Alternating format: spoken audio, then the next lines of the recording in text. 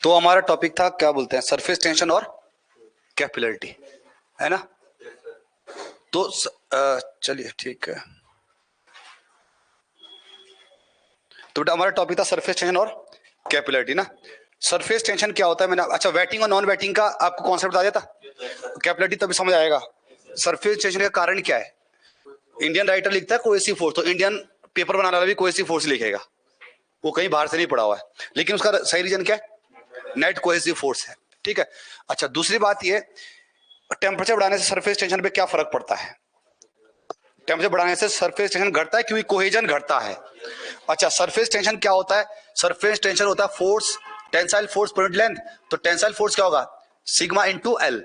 और ये एनोलॉजी मैंने समझाई थी, क्योंकि आपको लगता है ना टेंशन सर क्या होता है, बड़ा से बड़ा एजुकेटर ये बना देता है डायग्राम कि ये होता है सरफेस टेंशन। क्या करता है, ऐसे एक डायग्राम बना देगा, किताबों में वैसे बना होता है, और कह रहे नीचे वो खींच रहे होते हैं, और स्टूडेंट को लगता है कि सरफेस टेंशन नीचे को है। अरे भैया एक रस्सी बताई थी मैंने, सरफेस टेंशन की डायरेक्शन क्या होगी, आउटवर्ड, बाहर की तरफ। अरे बताई थी, ये रस्सी, ये रस्सी, ये रस्सी, सर ये है सरफेस टेंशन। इस कोहेसिव फोर्स की वजह से इसके ऊपर इस वेट की वजह से आया। अब ये नहीं है सरफेस टेंशन। ये एनालॉजी ध्यान रखनी है। अगर आपने ये एनालॉजी ध्यान रखी, आपको एक कॉन्सेप्चुअल टॉपिक 2 मिनट के अंदर समझ आएगा। आधो को लगता है क्योंकि मैं अभी अगला टॉपिक में आप कंफ्यूज हो जाओगे, खुद समझ नहीं आएगा, फिर आएगा सर पेपर में आ जाएगा, मैं तो ऐसे करके आ जाऊंगा, बाकी भाड़ में जाए। देखो ये है सरफेस टेंशन, समझ आ गया। तो सरफेस टेंशन की डायरेक्शन आउटवर्ड होगी। जैसे रस्सी के ऊपर कपड़े, रस्सी के ऊपर कपड़े टांगे तो टेंशन किधर को आएगा, नीचे को थोड़ी नहीं आ रहा टेंशन, नीचे को तो वेट आया, टेंशन तो इसी रस्सी में ही आया सरफेस पे, है ना। चलिए ठीक, कल की क्लास भैया मिल जाएगी, कल की क्लास का कोई लेना देना नहीं है अभी फिलहाल। सर कल वाली क्लास हो जाएगी 2-3 बजे तक, रात तक कर दूंगा, टाइम लगता है बहुत ज्यादा, वो रिकॉर्डेड हमारे पास, ठीक है। अब फिलहाल जिस मैंने बता दो दिया, सरफेस टेंशन कुछ नहीं होता आपका, अभी मैंने बता दिया फोर्स पर यूनिट लेंथ होती है। दूसरा हम ये बता सकते हैं कि कितना वर्क चाहिए, कितना वर्क किया हमने क्या करने के लिए, यूनिट एरिया को इंक्रीज करने के लिए dw/dA। और तीसरा ये वो प्रॉपर्टी जिसकी वजह से कोई भी जिसकी वजह से कोई भी चीज अपने एरिया को क्या, कोई फ्लूइड अपने एरिया को क्या करना चाहता है, मिनिमाइज करना चाहता है।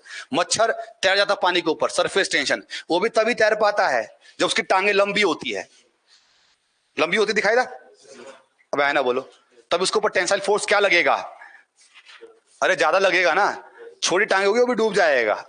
क्लियर हो गया। चलिए ये हो गया था। अब लिखे आप, अब लिखेंगे आप एक काम करो, most important topic for state के लिए लिखे। अच्छा रुको रुको, एक काम करें पहले कॉन्सेप्ट समझते हैं। ये मेरे हाथ में अटकता क्यों नहीं आज की चीजें, देखो चलो बेटा एक काम करेंगे, एक ये फ्लैट सरफेस है, रुक जाओ, और एक ये कौन सा सरफेस है, इसको तो हटाओ फ्लैट्स को, ये कौन के एक क्या है, कॉनकेव अपवर्ड है ना। अब यहां पर एक यहां पर एक बूंद है पानी की, एक बूंद यहां पर है, ए और बी, बताओ प्रेशर कहां ज्यादा होगा, प्रेशर सरफेस टेंशन यार भैया, इसने अपने क्या करेगा, ये गोल होने की कोशिश करेगा ना, तो गोल होने का इसका बहुत ज्यादा प्रेशर ले लेगा अंदर ही अपने, ये तो फील विजुअलाइज भी कर सकते हो, बाहर प्रेशर कम होगा, अंदर कॉनकेव अपवर्ड में, ऐसे में कॉनकेव अपवर्ड में, कॉनकेव साइड प्रेशर क्या होगा, अब यार ऐसे लो, ऐसे कर दिया ना, तो प्रेशर अंदर ज्यादा हो जाएगा ना। अब यहां बोलिए क्योंकि क्या कर रहा है, अपने एरिया को मिनिमाइज कर रहा है ना, एरिया को मिनिमाइज कर रहा है, तो एरिया को मिनिमाइज करे तो अंदर प्रेशर भी तो ज्यादा बढ़ जाएगा। प्रेशर बराबर होता है बेटा फोर्स अपॉन, हर चीज को नहीं समझा सकता ना, हर चीज को, अब कुछ चीजें आप लोगों को भी दिमाग लगाना है। तो एरिया घट गया, प्रेशर अंदर क्या इंक्रीज कर जाएगा, ये बताना था मुझे। तो चले इसका मतलब यह है कि यहां पर प्रेशर क्या है, प्रेशर ज्यादा है, और इधर प्रेशर क्या है, कम है, इधर तो प्रेशर बराबर होगा, ठीक हो गया, इधर प्रेशर बराबर ही होगा, क्यों, क्योंकि आप लोगों का क्या है ना, वो बराबर रहा प्रेशर। चलो इसका मतलब है कि अगर आपका कोई ऐसा कॉनकेव या कॉन्वेक्स सरफेस होगा, उन दोनों के बीच का प्रेशर का डिफरेंस आएगा ना, तो इन दोनों के बीच जो प्रेशर का डिफरेंस दिख रहा है ना, आएगा, इनका प्रेशर का डिफरेंस आया डेल पी, इस डेल पी को निकालना कि प्रेशर का डिफरेंस कितना आता है। अब ध्यान सुनना, अब ये बेटा आपकी, ये आपकी है पानी की ड्रॉप, ये पानी की ड्रॉप। तो 3D से बनाने की कोशिश करता हूं। ये आपकी पानी की ड्रॉप है। मैं 2D से ही बना देता हूं यार, हटाओ 2D से। ये आपका पानी की ड्रॉप है। ड्रॉप तो पता है ना, सर्कल नहीं है ये। हाँ, ये पानी की ड्रॉप है। अब पानी की ड्रॉप भी तो कॉनकेव सरफेस ही तो है। अरे सरफेस टेंशन की वजह से तो हुआ सारा काम, है ना। तो जब सरफेस टेंशन की वजह से सारा काम हुआ, अच्छा अंदर से क्या होती है पूरी, कहां गया ये, मिट गया। अच्छा वापस आ गया क्या हिंदी, हटाओ। चलिए, ये आपका अंदर से पूरी खोखली होती है, भरी होती है, बूंद। अरे बूंद पूरी भरी होती है ना, आया ना बोलो। अब इसके ऊपर कितने फोर्स लग रहे हैं, इसके फ्री बॉडी डायग्राम बना रहा हूं मैं। एक तो लग रहा है नेट प्रेशर फोर्स। अरे अभी नेट प्रेशर फोर्स, और नेट प्रेशर फोर्स क्या है बेटा, नेट प्रेशर फोर्स क्या है, अरे बताया मैंने। नेट प्रेशर फोर्स क्या है, ये डेल पी ना। नेट अंदर ज्यादा है, बाहर कम है, तो भैया कुछ तो बैलेंस करेगा, तो डेल पी हो गया ना प्रेशर फोर्स। तो एक तो लग रहा है इसको, एक तो लग रहा है इसके ऊपर प्रेशर फोर्स, और अगला क्या लग रहा है इसके ऊपर, सरफेस टेंशन फोर्स। अब ध्यान सुना, रस्सी, इसलिए बोलता हूं जो एनालॉजी समझाता हूं उसको समझाना पड़ेगा फ्लूइड मैकेनिक्स में, अदरवाइज बिना एनालॉजी के समझ नहीं आएगा। ये रस्सी थी, टांगी हुई थी, फिक्स कर रखी थी। ये क्या था, मास था। तो सरफेस टेंशन की डायरेक्शन आउटवर्ड है ना, है ना बोले। अब इसके ऊपर surface tension force, surface tension भी लग रहा होगा। तो सरफेस टेंशन बेटा मैं नहीं दिखा सकता ना इस पे, तो सरफेस टेंशन मैं ऐसे दिखा दूं, देखो आउटवर्ड। अरे है ना बोलिए, है। अरे सरफेस टेंशन लग रहा होगा, अरे आउटवर्ड डायरेक्शन में लग रहा होगा ना सरफेस टेंशन। नहीं बना सकता 3D में, 2D में ये नया समझ। अरे ऐसे यार, यहां बना सकता था। तो यहां पर क्या है, जब एक खिंचा हो तो सरफेस टेंशन लग रहा होगा ना बाहर की तरफ, तो सरफेस टेंशन फोर्स भी लग रहा है। तो यहां पे दो फोर्स लग रहे, एक आपका लग रहा है नेट प्रेशर फोर्स, और एक लग रहा है, एक नेट प्रेशर लग रहा है, और इसके ऊपर कौन सा भी लग रहा है, सरफेस टेंशन फोर्स भी लग रहा है। अब फॉर इक्विलिब्रियम, इक्विलिब्रियम में मतलब स्टैटिक मान के चले, तो इसका मतलब यह है कि जो आपका सरफेस टेंशन फोर्स होगा, सरफेस टेंशन फोर्स को बराबर होना पड़ेगा, सरफेस टेंशन फोर्स को बराबर होना पड़ेगा किसके यार, किसके, प्रेशर फोर्स के ना। अरे आया ना बोलिए। अब बताओ सरफेस टेंशन फोर्स क्या होता है, तो आपने पढ़ा सरफेस टेंशन होता है sigma is equal to force upon length. तो सरफेस टेंशन फोर्स क्या होगा, सरफेस टेंशन फोर्स, तो इसको लिखता हूं मैं सिग्मा एफ। सिग्मा एफ क्या है, सरफेस टेंशन फोर्स, और ये क्या है, नेट प्रेशर फोर्स, यही तो क्या, दोनों को बराबर। तो सरफेस टेंशन नहीं, सरफेस टेंशन फोर्स है। तो सरफेस टेंशन फोर्स क्या होगा बेटा बताओ, सिग्मा इंटू एल। बताओ कितना, एल, एल क्या, सरफेस ना, सरफेस की लंबाई। तो सरफेस की लंबाई पाई डी है ना, अरे पाई डी है ना, पाई डी है, तो क्या हो जाएगा आपका, pi into D, 2 pi R ना, यही तो है। कितने सरफेस है, अरे अंदर थोड़ी नहीं सरफेस है। सरफेस बताया था क्या होता है, सरफेस होता क्या, डेफिनेशन बताओ। अरे इंटरफेस होता है दो इमिसिबल लिक्विड का, तो अंदर तो पूरा पानी, तो बाहर एयर है, तो एक ही तो सरफेस है, तो पाई इंटू डी हो जाएगा। इज इक्वल टू प्रेशर क्या होता है, फोर्स अपॉन एरिया। तो प्रेशर क्या होता है, फोर्स अपॉन एरिया। तो डेल पी निकल के आएगा, डेल पी, तो डेल एफ जो भी नेट फोर्स होगा, तो डेल पी इंटू एरिया। तो एरिया क्या है, pi by 4 into D square है ना इसका, तो क्या हो जाएगा, press pi by 4 into D square into del P ना। अरे pressure into area, pressure force, तो डेल पी इंटू क्या, पाई बाई 4 इंटू डी स्क्वायर। तो बेटा पाई से पाई कैंसिल, ठीक है, और कुछ कैंसिल हो रहा, डी से डी कैंसिल। तो आप बता सकते हैं कि इसके अंदर प्रेशर कितना, कितना प्रेशर का डिफरेंस आएगा इस बबल के अंदर, सॉरी ड्रॉप के अंदर। तो क्या आएगा, डेल पी बराबर क्या निकल के आएगा, 4 सिग्मा अपॉन, अरे पाई तो कैंसिल हो गया, पाई नहीं है वो, स्क्वायर नहीं है बेटा, पाई बाई 4 डी स्क्वायर हो इनटू, लो ऑब्जेक्टिव क्वेश्चन इंपॉर्टेंट, कि पानी के बूंद के अंदर जो पानी की ड्रॉप होती है, प्रेशर का डिफरेंस कितना निकल के आता है। अरे प्रेशर का डिफरेंस किसके बराबर है, अरे 4 सिग्मा इंटू अच्छा बताना जरा, बताना, ये प्रेशर का डिफरेंस जो है मैं निकाल रहा हूं कि अंदर जो प्रेशर है माइनस बाहर जो प्रेशर है, इसका डिफरेंस तो निकाल रहा हूं, इनर आउटर, ये है डेल पी ना। अरे आया ना, बोलिए। अगर अंदर प्रेशर बहुत ज्यादा हो जाएगा ना, क्या करेगी? अंदर प्रेशर बहुत ज्यादा हो जाएगा, क्या करेगा? बूंद को खत्म कर देगा, ये फाड़ देगा, अंदर प्रेशर ज्यादा हो जाएगा ना। अरे आया ना, बोलिए। तो ये समझ आ गया। अच्छा, अगर रेडियस के टर्म में पूछेगा तो डी बराबर 2r रख देंगे। मुझे थोड़ी पता कैसे पूछेगा, मुझसे पूछ के पेपर नहीं बनाता हूं। तो 4 इंटू सिग्मा अपॉन 2r, तो 2 क्या आ जाएगा? 2 सिग्मा अपॉन r, फिर ये आ जाएगा। समझ आ गया? क्लियर है? अब अगला, ऐसा सरफेस क्या होता है? बबल का भी तो होता है, ये तो ड्रॉप थी। ड्रॉप और बबल में क्या फर्क है? अरे ड्रॉप में तो अंदर क्या है, पूरा पानी भरा हुआ है। अगर आपका ये पानी है तो पानी है, जूस है तो जूस है। अब बात करते हैं बबल की। तो बबल क्या होता है? बबल के अंदर दो सरफेस होते हैं ना बेटा। बबल अंदर खाली हो गया। सेम कॉन्सेप्ट, यहां पर प्रेशर P1 है और यहां प्रेशर कितना है? P2 है। और डेल P क्या है? प्रेशर का डिफरेंस। अब पता करना है कि प्रेशर का डिफरेंस कितना आ रहा है इसके अंदर, कितने का प्रेशर का डिफरेंस आ रहा है। तो भैया वही प्रेशर फोर्स बताओ कितना है। पहले बताओ सरफेस टेंशन फोर्स। अरे सिग्मा इंटू पाई डी, लेकिन यहां गुणा होगा 2 से। क्यों? एक सरफेस, दो सरफेस टेंशन लग रहे होंगे। अरे एक सरफेस ये है, एक सरफेस ये है, और एक अंदर भी तो सरफेस हो गया, अंदर तो एयर है इसके, तो 2 हो गया। अरे है ना, बोलिए। इजिकल्स टू, बस यही फर्क आएगा। इजिकल्स टू प्रेशर फोर्स तो होगा, डेल पी बराबर क्या होगा? अरे प्रेशर बराबर क्या होता है? फोर्स अपॉन एरिया यार। तो क्या होगा? Del P into pi by 4 into D square. तो क्या हो जाएगा? 2, तो क्या हो जाएगा? पाई से पाई कैंसिल, डी से डी कैंसिल, 4 दूना 8। तो डेल पी बराबर क्या निकल गया? डेल पी बराबर 8 सिग्मा अपॉन डी। ठीक है, तो वहां पर कितना था? 4 सिग्मा, और वहां यहां पर सिग्मा, यहां कितना है? अब ये मतलब सर क्या बोलते हैं, सिग्मा, इनका रेशियो निकाल सकते हैं? इनका रेशियो निकाल सकते हैं?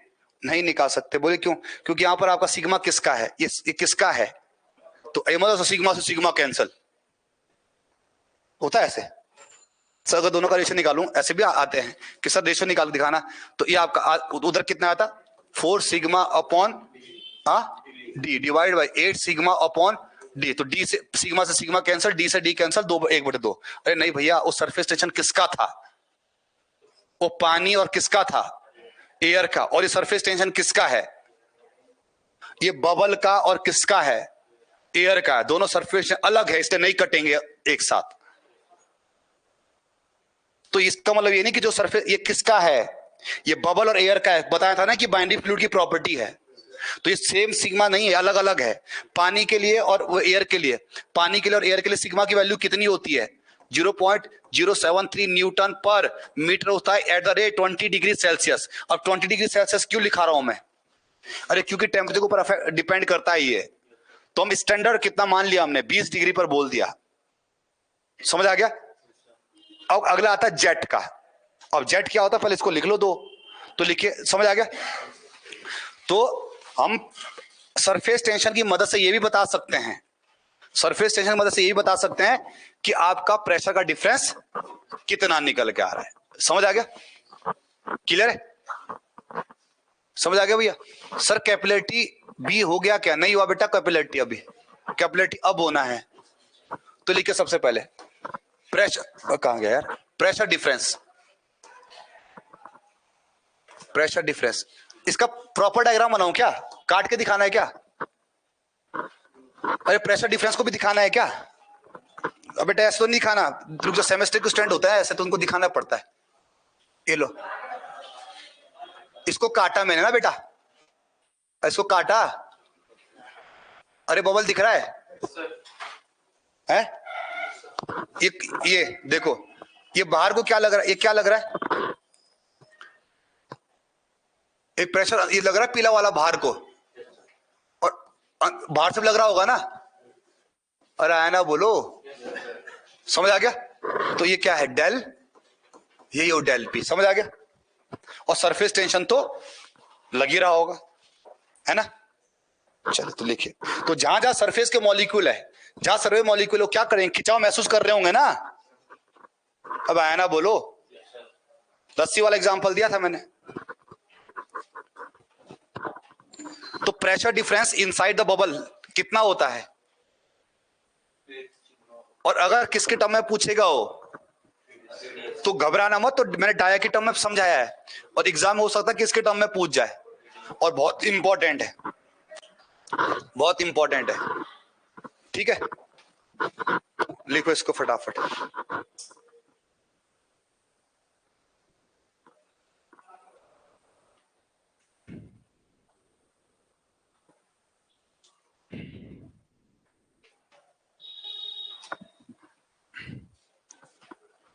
ठीक है, फटाफट लिखिए। और आपको लगता नहीं कि ऑब्जेक्टिव क्वेश्चन छोटे छोटे बनते हैं, आपको पता नहीं होगा लेकिन बनते हैं। ठीक है, समझ आ गया। अच्छा, प्रेशर कहां ज्यादा होता है, क्वेश्चन आता है प्रेशर कहां ज्यादा होता है, कॉनकेव साइड या कॉन्वेक्स साइड? Concave side. ये कॉनकेव है, केव, और ये कॉनवेक्स है, तो कॉनकेव साइड ज्यादा प्रेशर होता है। ठीक है, लिख लेना अपने अपने उसमें। प्रेशर का डिफरेंस कहां ज्यादा आएगा, जैसे बताना जरा, बता, रुक जाओ, लो P1 P2, P1 में से P2 घटाओ, पॉजिटिव का आएगा या नेगेटिव का आएगा, बताना डेल P। अरे P1 में से P2 घटाऊं, पॉजिटिव आएगा ना, क्योंकि आप खुद कह रहे हो के अंदर ज्यादा होता है प्रेशर। और P2 माइनस P1 फिर नेगेटिव आ जाएगा, मतलब कमी आ गई प्रेशर की। यहां समझ आ गया? हाँ, तो इस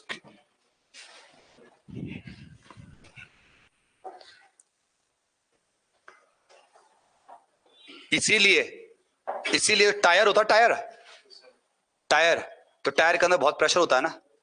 अब ऐसे होता है ना भाई, वही एयर ऐसे भर लो, वही एयर ऐसे भर लो, इसके अंदर प्रेशर ज्यादा आएगा टायर के अंदर, इसलिए हमारा वेट झेल लेता टायर। समझ आ गया? अरे हमारा गाड़ी किससे चल रही, पूरी हवा से तो चल रही है, इसका मतलब बहुत प्रेशर अंदर। उसका सरफेस भी कैसा है, उसका सरफेस भी कैसा है, अरे कॉनकेव है ना अंदर को, तो प्रेशर ज्यादा होगा। अब लिखेंगे जेट। जेट क्या होता है, थोड़ा तो मैं समझा देता हूं। ये है जेट। अब ये जेट का कॉन्सेप्ट आएगा बेटा तुम्हें, ठीक है? जेट ऑफ वाटर, मैं तुम्हें दिखाता हूं। जेट ऑफ वाटर तुम्हें दिख जाए, image image image image image.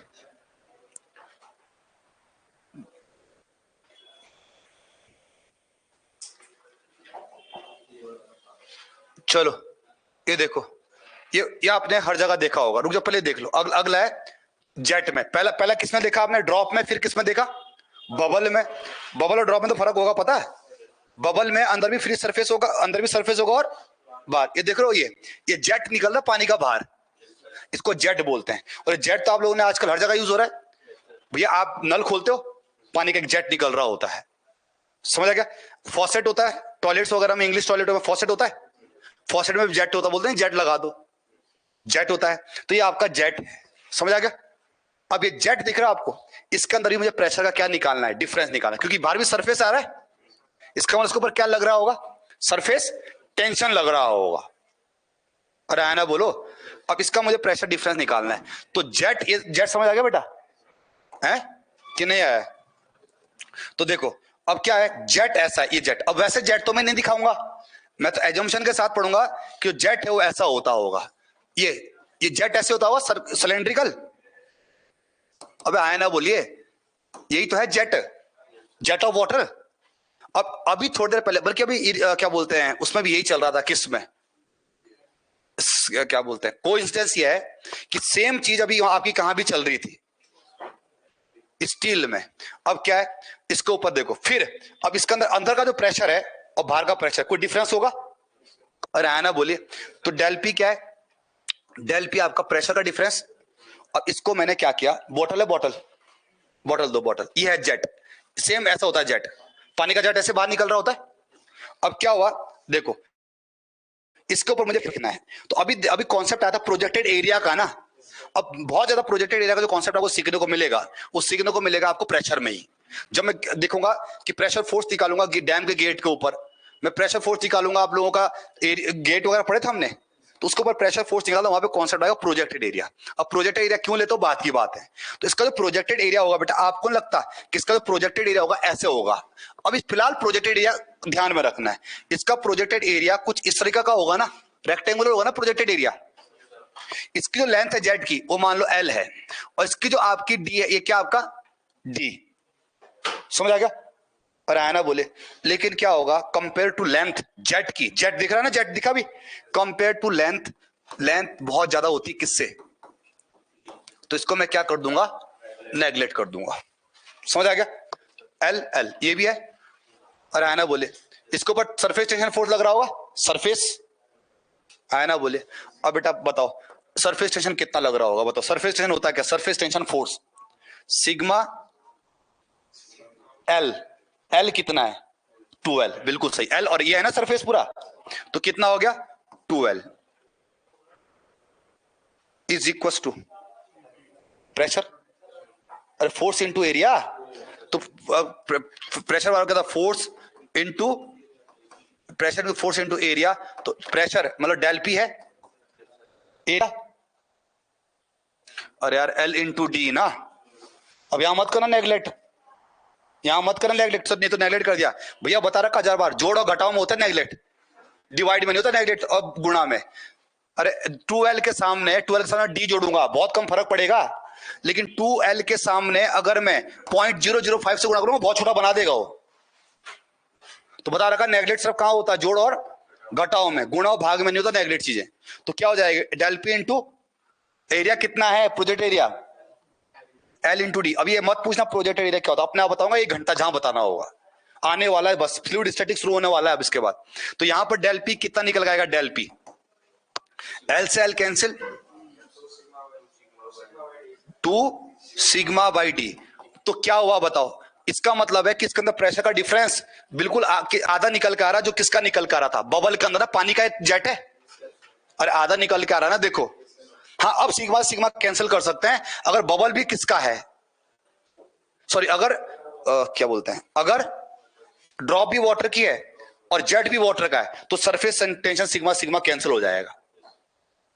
अरे आना बोलिए, तो भैया उसमें भी एक ही सरफेस था, इसमें भी सरफेस कितना है, क्या खोखला निकलता है जेट बाहर, जब जेट निकलता है क्या खोखला निकलता है क्या, गाड़ी धुलते हो प्रेशराइज जेट आता है इसके ऊपर, तो ये होता है प्रेशर, ऑब्जेक्टिव क्वेश्चन है। अरे समझ आ गया? तो आपका जो जेट का होता है आधा होता है किसका, ड्रॉप का, वाटर जेट और वाटर ड्रॉप का, दोनों का प्रेशर डिफरेंस कितना निकल के आता है, हाफ निकल के आता है। समझ आ गया? अब ऐसा क्यों हुआ, अच्छा प्रेशर जेट में ज्यादा निकल के आ रहा है, जेट में ज्यादा निकल के आ रहा है प्रेशर, या फिर बबल में ज्यादा निकल के आ रहा है प्रेशर। अरे यार बबल में कितना है भाई साहब, 4 सिग्मा इंटू डी। एक काम करता हूं, एटमॉस्फेरिक प्रेशर को 0 मान लेता हूं, रेफरेंस मान लिया मैंने। तो अब भैया तो प्रेशर डिफरेंस मतलब जो बाहर प्रेशर है ना, ये कहां गया, जो बाहर प्रेशर है कहां गया, कहां गया, अभी बताया था मैंने, इस प्रेशर को, जो बाहर प्रेशर है, अरे एब्सोल्यूट कहां गया यार, ये इस बाहर वाले प्रेशर को मैंने 0 मान लिया, बाहर तो एटमॉस्फेरिक प्रेशर है ना, अरे बाहर मान सकते हो 0, तो किसी किस किताब में डायरेक्ट P बराबर लिखा होगा 8 सिग्मा इंटू डी। उसका मतलब P मतलब क्या है, उसने कौन सा प्रेशर माना है, उसका मतलब है गेज प्रेशर लेता हो। अब क्या होता है गेज मत पूछना, गेज तब होता है अगर हम किसको रेफरेंस मान के चले, अरे एटमॉस्फेयर को अगर 0 मान के चले तो गेज होता है, अगर उसको ना मान के चलो एब्सोल्यूट बोलते हैं। तो डेल पी हमने क्या बोला, एब्सोल्यूट प्रेशर है। समझ आ गया? तो अभी मत समझिए चीजें कि गेज क्या होता है, अभी तो प्रेशर पढ़ाया ही नहीं। तो क्या होगा अगर हम इसको चलो मान के चले 0 ही, अब आप बताओ प्रेशर ज्यादा कहां पर है, तो दोनों जगह एटमॉस्फेयर है, तो बताओ प्रेशर ज्यादा कहां पर है, बबल के अंदर ज्यादा प्रेशर है कंपेयर टू किसके, अरे जेट के, दिख रहा है ना, एक तो यार दिख तो रहा, मैथमेटिकल देख लो।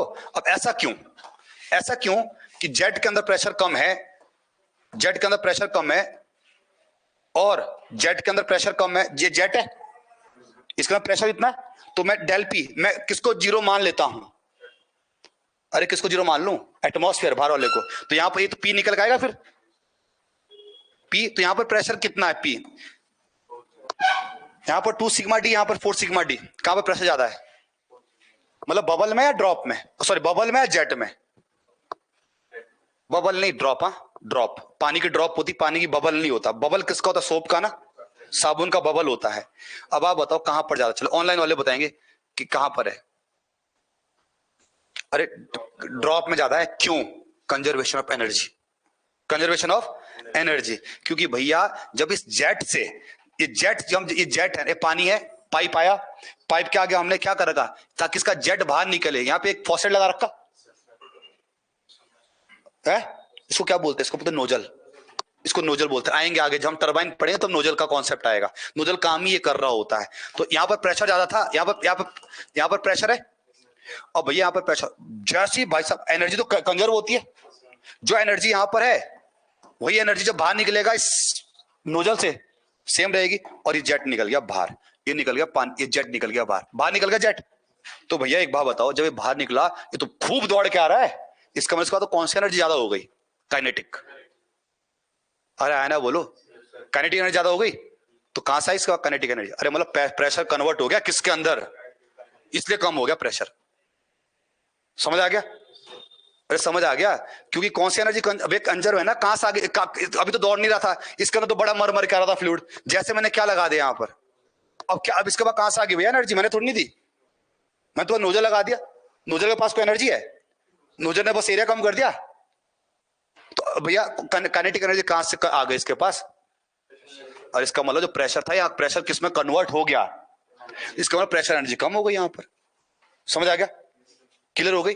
तो इसी कारण आपका ड्रॉप में ज्यादा क्या निकलेगा? प्रेशर निकलेगा कंपेयर टू किसके? जेट पे। क्योंकि जेट के पास कौन सी एनर्जी होती है? काइनेटिक एनर्जी होती है। समझ आ गया? क्लियर हो गया? चलिए बेटा, तो लिखिए इसको। तो तीनों ऑब्जेक्टिव क्वेश्चन है, तो लिखिए इसको, ठीक है। तो जस्ट आधा होता है किसका? जस्ट आधा होता है किसका? ड्रॉप का। कहां प्रेशर ज्यादा होता है? ऑब्जेक्टिव क्वेश्चन आता है, ड्रॉप में ज्यादा प्रेशर होता है या वाटर ड्रॉप में या वाटर जेट में? वाटर ड्रॉप में। तो मैथमेटिकली दिख रहा है, कॉन्सेप्चुअल दिख गया भैया क्यों होता है। ठीक है, यही बूंद अगर मैं किससे बाहर निकाल दूं, पानी की यही बूंद अगर मैं जेट से बाहर निकाल दूं, इसके पास प्रेशर कम हो जाएगा। फिर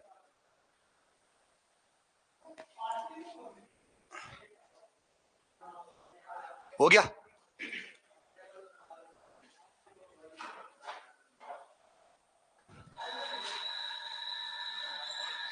लिखिए फटाफट, और इंपॉर्टेंट कर लो किसके लिए? ऑब्जेक्टिव के लिए। ठीक है, जहां सिग्मा क्या है? सरफेस। एक नोट लिख लो यार, पानी और एयर के लिए सरफेस टेंशन कितना था 20 डिग्री पर? 0.073 newton metre.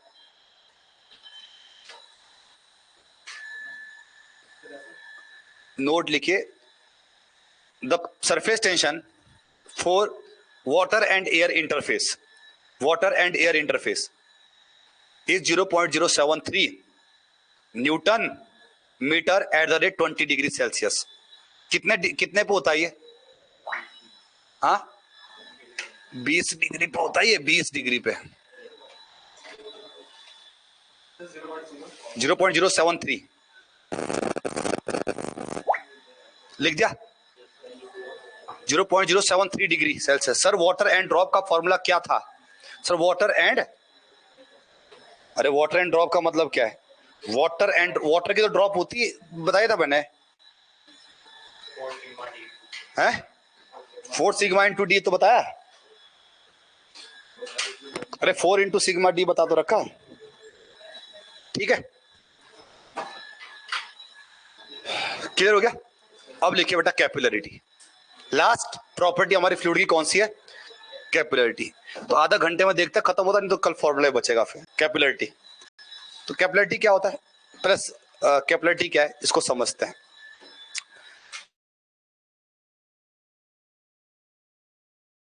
Water and air का देखो क्या होता है कि कैपिलरिटी एक ग्लास की पतली ट्यूब होती है, फाइन ट्यूब, बारीक ट्यूब होती है ग्लास की, कांच की, ठीक है, उसको बोलते हैं कैपिलरिटी ट्यूब।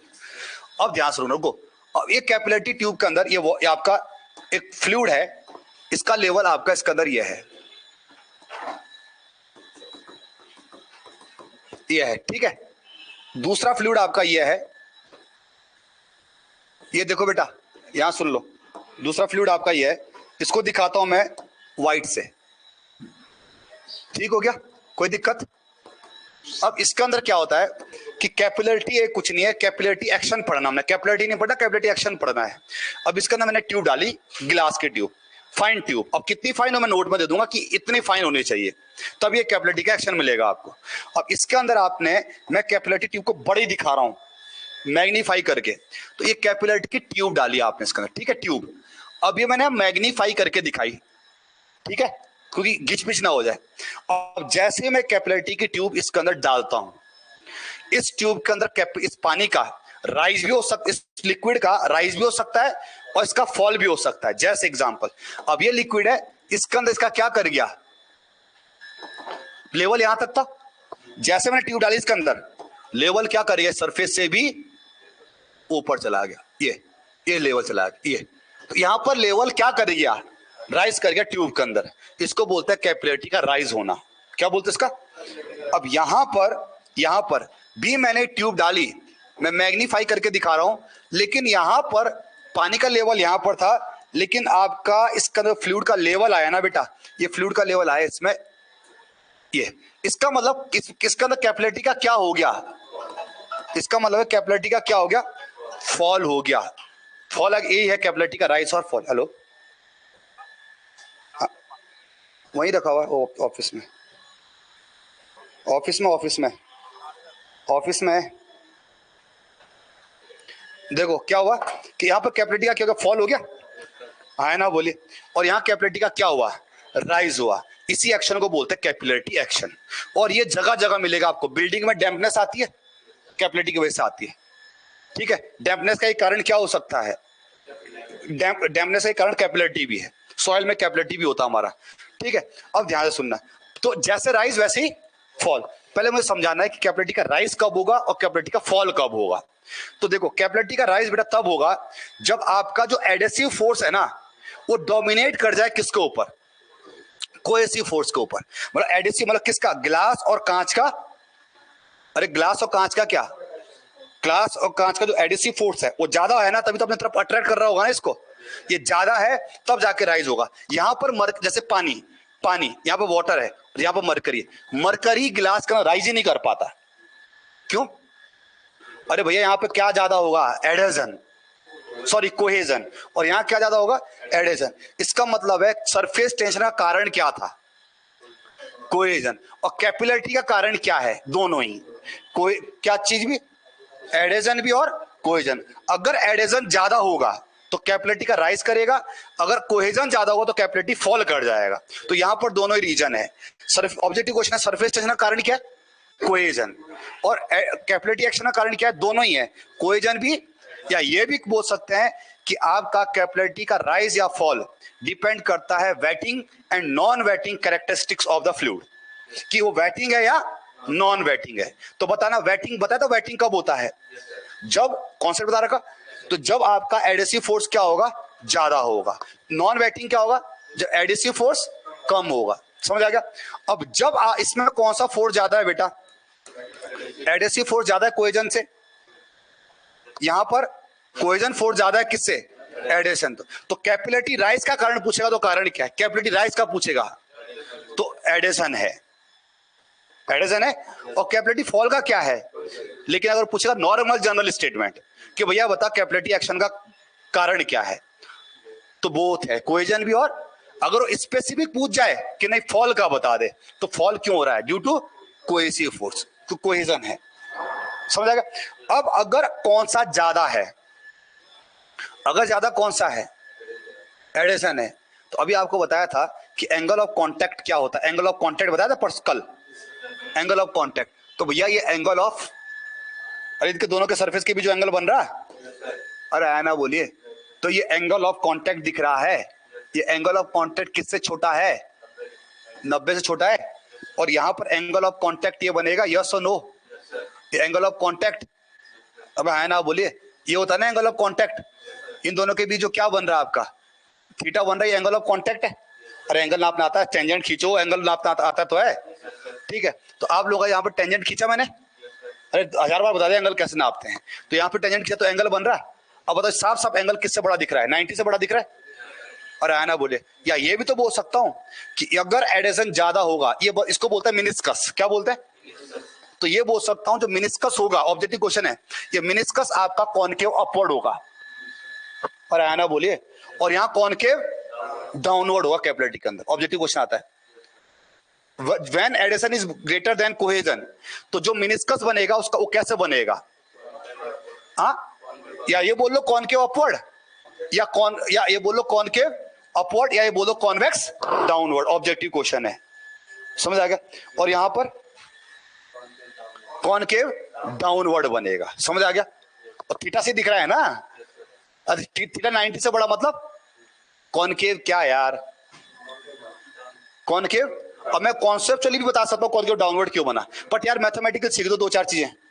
वैसे मैं मैथमेटिकली बहुत कम समझाता हूं, लेकिन यहां से दिख रहा होगा आप लोगों को। और आया ना बोले, क्लियर है? समझ आ गया? अरे समझ आ गया तो लिखिए इसको पहले। अब ये अब बस अगला टॉपिक ये बचता है कितना राइज होगा कितना फॉल होगा। समझ आ गया? अच्छा, कैपिलरिटी तब नहीं होगा, कैपिलरिटी तब नहीं होगा अगर आप लोगों की, अगर आपकी ट्यूब है, इसका डाया अगर 1 सेंटीमीटर से क्या हुआ, ज्यादा हुआ ना, कैपिलरिटी नहीं होता। क्यों नहीं होता? रीजन आ जाएगा नीचे, मैथमेटिकल देखेंगे कि जितना ज्यादा डाया होगा उतनी कम क्या निकल के आती है, कैपिलरिटी निकल के आएगी। समझ आ गया? वो बाद में देखेंगे। तो इसलिए बोला मैंने फाइन, कितनी फाइन, कितनी फाइन? अरे 1 सेंटीमीटर से कम, या 10 mm बोल सकते हैं इसको, 1 सेंटीमीटर या 10 mm। तो रुक जाओ, देखो पहले क्या है, कैपिलरिटी क्या है, एंड डालेंगे capillarity and capillarity action, capillarity and capillarity action. तो कैपिलरिटी क्या है? What is capillarity? कैपिलरिटी एक क्या है, फाइन डाया ग्लास ट्यूब होती है। तो लिखिए capillarity is fine glass dia tube. Fine मतलब बारीक, पतली, कितनी पतली? अप टू, यही बोल सकते लेस देन कितना, 1 सेंटीमीटर। अब क्यों लिखा रहा हूं ये, आगे पीजोमीटर भी आएगा, वो भी गिलास की ट्यूब होती है। ठीक है, लिख दे फाइन ग्लास ट्यूब। अब लिखे कैपिलरिटी एक्शन क्या है, कैपिलरिटी एक्शन क्या है। अच्छा पहले मैं बताता हूं, फिर अंग्रेजी लिखना अंग्रेजी लिखना, हिंदी में लिखना हिंदी में लिखो। रुक जाओ, रुको 2 मिनट। कैपिलरिटी क्या, कैपिलरिटी लिख दिया। अब कैपिलरिटी एक्शन क्या, रुक जाओ। जब मैं हिंदी में लिखना कोई कॉन्सेप्चुअल टॉपिक है। जब मैं इस ट्यूब को किसी भी फ्लूइड के अंदर क्या करता हूं, इमर्स करता हूं, तो इस ट्यूब के अंदर लेवल ऑफ फ्लूइड इंक्रीज भी कर सकता है और लेवल ऑफ फ्लूइड डिक्रीज भी कर सकता है। ये डिपेंड करेगा कि एडिशन ज्यादा है या कोहेजन ज्यादा है, इसके ऊपर डिपेंड करेगा। या ये बोल सकते हैं डिपेंड करता है वेटिंग और non waiting characteristics of the fluid. यदि आपका एडिशन ज्यादा होगा, वो लिखने की जरूरत नहीं हो तो मैं डायग्राम में लिख देंगे नीचे, इतनी थ्योरी लिखने की जरूरत नहीं है। इसका मतलब एडिशन ज्यादा होगा तो राइज, एडिशन कम होगा तो फॉल। यहां पे मिनिस्कस कैसे बनेगा, इसी ना मतलब लैंग्वेज ना लिखा के इसी में लिखवा दूं, ऐसे एरो बना के कि मिनिस्कस जो बनता हो कॉनकेव अपवर्ड, यहां concave downward, contact angle less than 90 greater than 90। सारी कहानी ऑब्जेक्टिव पूछी जाती है। ठीक है, तो लिखो इस कहानी को पूरी जो मैंने बताई, इस कहानी को पूरी लिखिए जो मैंने बताई।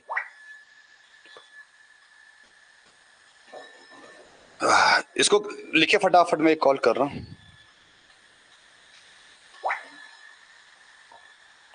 लिख दिया? अरे अच्छे से लिखना भैया, हाँ नोट्स।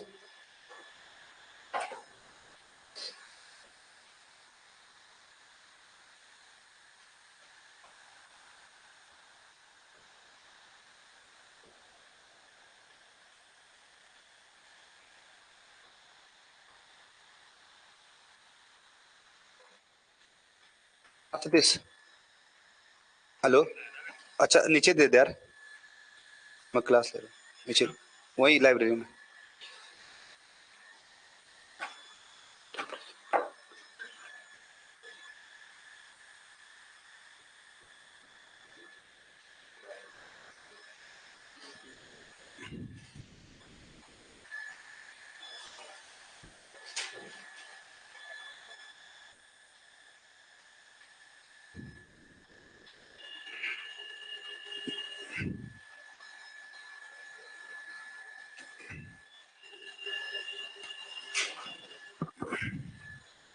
ठीक है भैया। और ये कब तक राइज करता जाएगा, कब तक राइज करेगा? अच्छा, इसके इधर को क्या लग रहा होगा, टेंशन, सरफेस टेंशन। हाँ, जब तक सरफेस टेंशन फोर्स बैलेंस ना कर दे इसको, वेट को ना, अरे वेट नीचे गिरना चाहता है और सरफेस टेंशन ऊपर ले आना चाहता है, खींचना चाहता है इसको। अरे आया ना, बोलिए। ओ भाई रुक जाओ, ऑब्जेक्टिव क्वेश्चन आता है कि कैपिलरिटी का कारण क्या है, तो सरफेस टेंशन नहीं है। लेकिन हाँ, अगर कोहेजन और एडेजन ऑप्शन में नहीं आएगा तो सरफेस टेंशन मार के आ जाइयो। अरे फिर क्या मार के आ जाना है? हाँ, तो सरफेस टेंशन फोर्स के ऊपर खींच रहा है, और यहाँ पे अरे तो ये रहा, यहाँ पे सरफेस टेंशन फोर्स इधर इस डायरेक्शन में लग रहा है रस्सी में, और यहाँ रस्सी ऐसे हो गई बस, तो ये फॉल करा रहा है ना सरफेस टेंशन। अरे है ना, बोले। तो बहुत सारी किताबों में लिखा होगा, ऑब्जेक्टिव निकलेंगे बहुत सारे कि capillary action is due to surface tension, लेकिन तब जब कौन ऑप्शन में नहीं है, एडेजन और कोहेजन, तब मार के आ जाना। हाँ, तब सरफेस भैया इधर को लग रहा है सरफेस टेंशन नहीं चढ़ने दे रहा इसको ऊपर, समझ आ गया?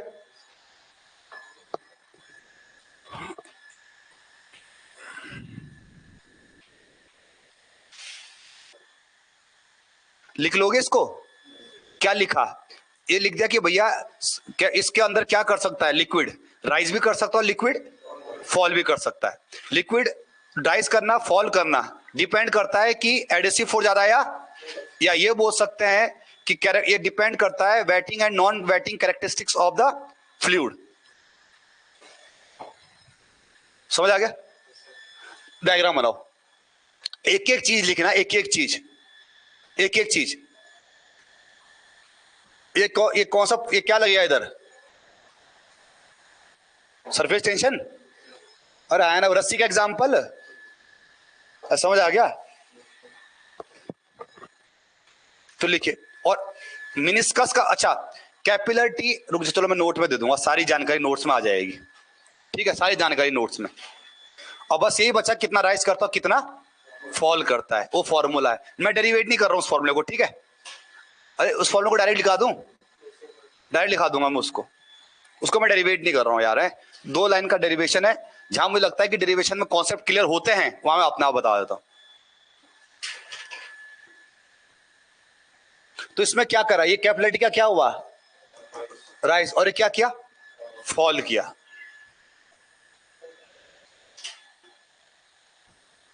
जैसे एग्जांपल मरकरी, अगर मैं अगर मैं रुक जाओ, अगर मैं जो ट्यूब है मरकरी में डालूं, राइज करेगा फॉल करेगा, फॉल करेगा। क्यों? क्योंकि कोहेजन क्या है, ज्यादा है। समझ आ गया? क्योंकि कोहेजन ज्यादा है। तो हर चीज को समझ के चलना, रटना कुछ भी नहीं है, रटना ही क्यों हो रहा, जब समझाने वाला है तो समझ लो।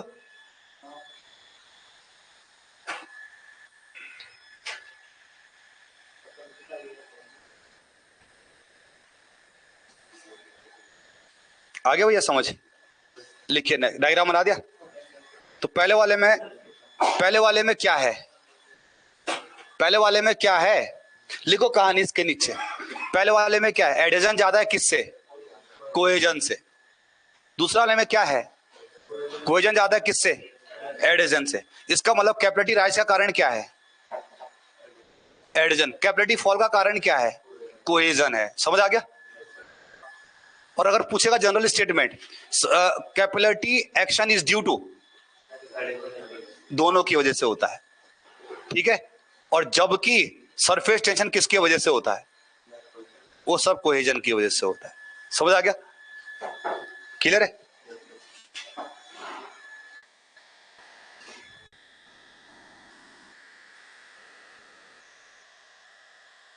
यही कारण, रुक जाओ, यही कारण, रुक जाओ, यही कारण है, रुक जाओ 2 मिनट और सुन लो।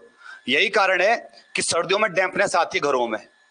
क्यों आती है सर्दियों में डैम्पनेस, गर्मियों में नहीं आती डैम्पनेस? क्यों? अरे नीचे जो सॉइल होती है ना, सॉइल, उसके वॉइड्स होते हैं ना, वॉइड्स, ये भी कनेक्ट करते करते करते करते अंदर क्या बना देते हैं, एक अंदर क्या बना देते, कैपिलरी ट्यूब बना देता अंदर। अब क्या होगा सर्दियों में, आप क्या बोल, सॉरी क्या बोलते हैं, गर्मियों में क्या होता है, गर्मी में टेम्परेचर ज्यादा होता है ना, बोलिए।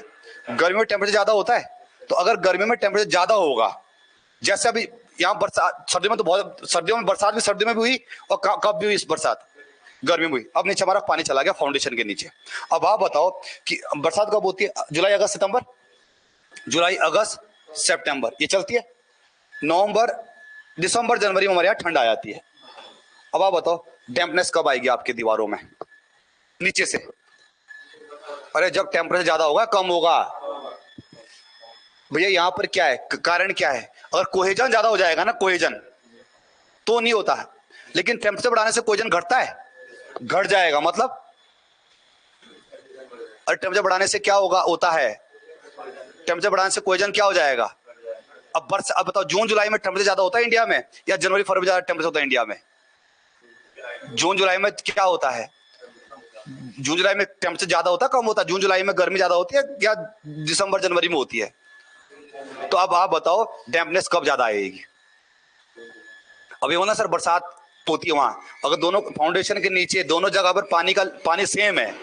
अब आप बताओ कोई बारिश नहीं हो रही, दोनों जगह सेम है, बताओ कब आपका राइज कर जाए, मतलब कब हमारे दीवार में डैम्पनेस आ जाएगी बताइए? अरे जहां पर हमारा क्या भैया, कारण क्या है इसका? एडिशन है ना।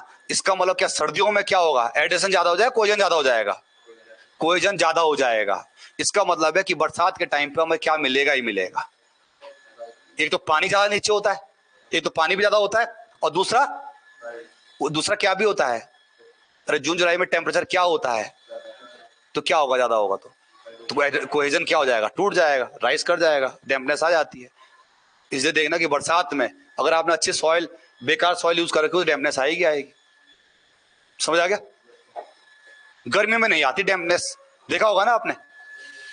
अरे गर्मी में नहीं आती क्यों? गर्मी में बहुत ज्यादा क्या होता है, टेम्परेचर होता है, और दूसरी यहाँ पे बारिश नहीं होती, इस वजह से 100 रीजन हो सकते हैं। तो लिखिए इसको, क्योंकि गर्मियों में इसलिए नहीं होता क्योंकि गर्मी में क्या नहीं होती, इंडिया में बारिश नहीं होती। अगर गर्मियों में बारिश हो जाए, क्लाइमेट ऐसा हो कि गर्मी में बारिश हो जाए,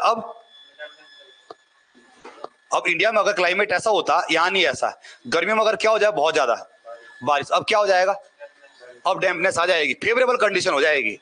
एक तो टेम्परेचर ज्यादा और ऊपर से बारिश, डैम्पनेस आएगी। समझ आ गया? तो लिखिए इसको, लिख दिया मिनिस्कस के बारे में, मिल गया, मिनिस्कस लिख दिया है, इसका मिनिस्कस के बारे में जानकारी लिख दी। Contact angle, contact angle theta pi by 2 से छोटा थीटा। अब लिखिए capillary rise, mathematically capillary rise और फॉल कितना होता है? तो लिखो एच, एच क्या है, कैपिलरी राइज या कैपिलरी फॉल। मैं डेरिवेट नहीं कर रहा हूं, 4 sigma cos theta upon rho g d. तो मैं ध्यान से देना, मेरे पूरे नोट्स में जो कैपिलरी पढ़ाई है और सरफेस टेंशन पढ़ाई डी की टर्म में पढ़ा रहा हूं। हाँ, किसके टर्म में पढ़ा रहा हूं? एग्जाम अगर किसके टर्म में पूछेगा, हाँ हाँ आर, तो भैया 2r कर देना, तो 2 से 2 कैंसिल हो जाएगा, 2 sigma cos theta rho g r बचेगा। समझ आ गया? अब ध्यान से सुनना, 4 ये राइज एंड फॉल का फॉर्मूला दोनों, 4 प्योर वाटर, अब बता दे मैंने, 4 प्योर वाटर थीटा कितना होता है, 0 लेंगे आप एग्जाम में। तो कॉस जीरो की वैल्यू कितनी होती है, 1 है ना, कॉस 90 की 0 होती है। तो एच कितना जाएगा pure water, 4 sigma rho into G D, और बेटा रो इंटू जी डी को हम गामा में तो लिख सकते हैं, यूनिट वेट रो इंटू जी पढ़ा था फर्स्ट चैप्टर में। अरे आया ना बोलो, तो ऐसे भी लिख सकते हैं पानी के लिए। ठीक हो गया? जहां गामा क्या है, यूनिट वेट, डी क्या है, अरे डी क्या है, हाँ डी क्या है, अबे डी क्या है, अरे डाया है ट्यूब का, D is dia of tube. तो ये पानी के लिए, हाँ ये किसके लिए है, प्योर वाटर। अब एक काम करता है, देखते हैं कितना राइज करता है। हाँ, जितना ज्यादा क्या होगा, डाया होगा ट्यूब का, उतना कम राइज और फॉल होगा। समझ आ रहा है? यही कारण है कि अगर आप लोगों ने, रुक जाओ, अगर आप लोगों ने अपने घरों में बारीक सैंड यूज कर ली ना, बारीक सैंड, अगर आपने बहुत फाइन सैंड यूज कर ली कि प्लास्टर के लिए, क्या करेगा ये भाई साहब, अंदर बहुत बारीक सैंड होगी तो उसके वॉइड्स भी छोटे होते हैं। अगर वॉइड्स छोटे होते हैं तो आपका ट्यूब फाइन बनेगी, ट्यूब फाइन बनेगी तो कैपिलरिटी बहुत ज्यादा होगा। इसलिए कभी भी हम कौन सी सैंड यूज नहीं करते, फाइन, तभी तो छानते हैं उसको। अरे छानी हुई सैंड लाते हैं ना, तो हम अगर अगर मोटी भी नहीं करते, मोटी कर लेंगे तो क्या दिक्कत आएगी, एटमॉस्फेयर से पानी आ जाएगा, तुम्हारे अंदर चला जाएगा। तो ना बहुत बारीक और ना बहुत फाइन, हम ऐसी सैंड यूज करते हैं कंस्ट्रक्शन के लिए जिसका फाइननेस मॉडुलस 2 से कितना हो, 3। ना बहुत मोटी ना बहुत बारीक कर लेंगे तो क्या हो जाएगा, वह कैपिलरिटी हो जाएगी। और फाउंडेशन में तो कभी मत कर लेना, इसलिए फाउंडेशन पत्थरों की पत्थरों की फाउंडेशन सबसे बेस्ट होती होगी। अरे पत्थरों की फाउंडेशन डालते नीचे, फायदा क्या मिल गया, एक तो स्टोन है, स्ट्रांग होंगे ईंटों ईंटों से, दूसरा फायदा क्या है, कैपिलरिटी नहीं होगा। उस केस में अगर आप क्या भी नहीं डालेंगे, प्लिंथ बीम नहीं डालोगे तो भी काम हो जाएगा। अब आया ना बोलो। लेकिन अगर ईंटों की फाउंडेशन आपने नीचे डाली है तो भैया प्लिंथ बीम दो, नहीं दो भाई प्लिंथ, क्योंकि ईंटों के अंदर वॉइड्स होते हैं ना, ईंटों के अंदर वॉइड्स होते हैं, पानी एब्जॉर्ब करता है ना ईंट, तो जब पानी नीचे पानी होगा, ग्राउंड वाटर बढ़ेगा, पानी आएगा तुम्हारे फाउंडेशन से, फाउंडेशन तुम्हारी दीवार में पूरा लफड़ा हो जाएगा, पूरा क्या बोल देगा वो, निकाल देगा तुम्हारा प्लास्टर व्लास्टर पेंट वेट सब खत्म। तो अगर पत्थरों की फाउंडेशन है तो आप अगर क्या भी नहीं देंगे, आप अगर आप डीपीसी नहीं भी दोगे ना तो भी चल जाएगा काम, डैम प्रूफ। तो कैपिलरिटी के एक्शन से, कैपिलरिटी के एक्शन की वजह से पानी ऊपर आ रहा होता है ना, ये हमारी दीवारों में जाए, आप डीपीसी देते हो। लेकिन अगर पत्थर की दीवार है मत दो, क्या दिक्कत है, क्योंकि क्या होना ही नहीं है, नहीं होता कैपिलरिटी। समझ आ गया, क्लियर हो गया? चलिए अब हाँ देखते हैं कि अगर आपका 1 सेंटीमीटर की कैपिलरिटी ट्यूब हुई, कितने सेंटीमीटर की, 1 सेंटीमीटर कैपिलरिटी हुई, तो आप और मुझे बता सकते हैं तो आप कितना राइज करेगा इसके अंदर, 1 सेंटीमीटर इतना। तो भैया 1 सेंटीमीटर का मतलब क्या है कि 1 सेंटीमीटर, अच्छा गामा यूनिट वेट क्या होता है, अच्छा ये बोलो, रो कितना होता है, रो पानी का 1000 होता है, 1000 केजी पर मीटर क्यूब होता है। जी कितना होता है, 9.81 न्यूटन पर,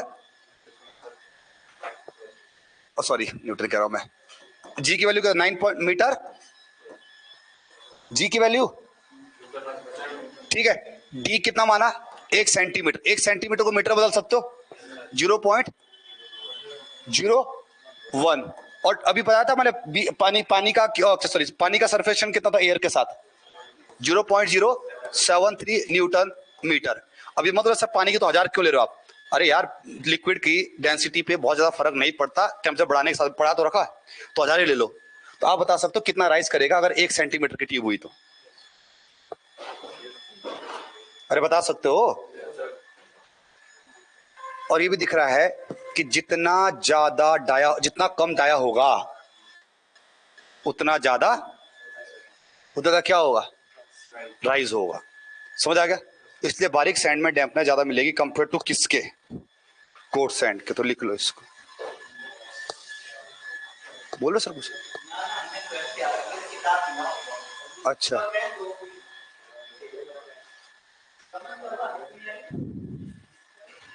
लिख दिया। तो कभी आपसे कोई पूछ लिया कि बारीक सैंड क्यों यूज नहीं करनी चाहिए कंस्ट्रक्शन के लिए, कैपिलरिटी हो जाएगी, डैम्पनेस आएगी, 100% डैम्पनेस आएगी। और उस जगह पे तो आएगी आएगी जैसे उत्तराखंड में रह रहे हो आप, तो उत्तराखंड में दिक्कत क्या है, बारिश। हाँ जहां बारिश नहीं होती, राजस्थान वगैरह में, तो वहां डैम्पनेस की दिक्कत ज्यादा नहीं होगी, वहां ग्राउंड वाटर टेबल बढ़ता ही नहीं ऊपर, जो भी पानी आता है ग्रेविटी द्वारा ग्राउंड वाटर में चला जाता है, हमारे यहाँ सॉइल के अंदर रिटेन रह जाता है।